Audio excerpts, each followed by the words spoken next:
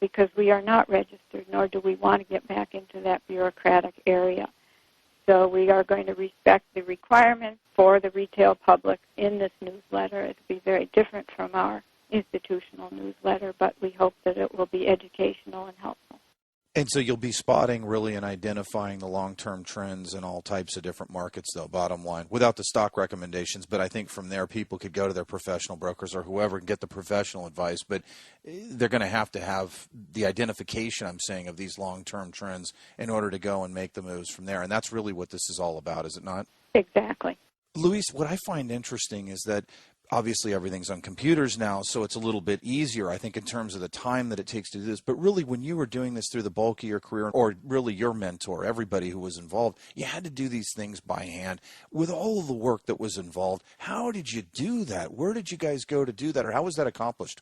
Well, that just as an aside, my mentor, Alan Shaw, was also Ralph Acampora's mentor, believe it or not, and it was when Ralph left that he hired me. But we had gymnasium-sized walls, floor-to-ceiling paper, and we tracked all the indices by hand every day, which is why I wear magnifying glasses. I did it for 15 years.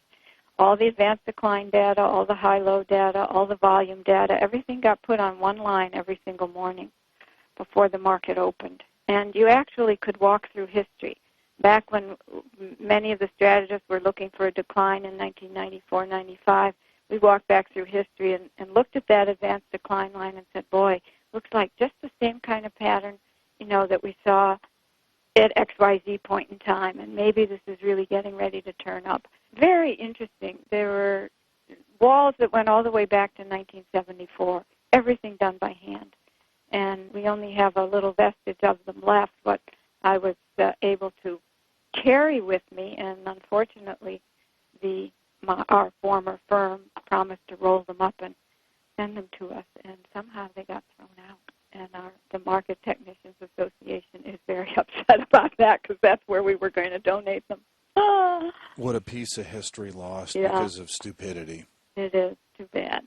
Louise, thank you so much for joining us. Eric, thank you so much. You're so very hospitable and cordial. It's been a pleasure. Thank you for joining us at KingWorldNews.com. Remember to tune in next week where we will have Congressman Ron Paul from Texas, who has been such a crusader for freedom in this country and is so well known for his Audit the Fed bill. We will also have Mish Shedlock from globaleconomicanalysis.blogspot.com. He has obviously become so well known for the chronicling of the implosion of the economy and all of his other writings that he puts out over there. And remember to go to our Gold Plus page for exclusive weekly interviews with Ted Butler and Getta.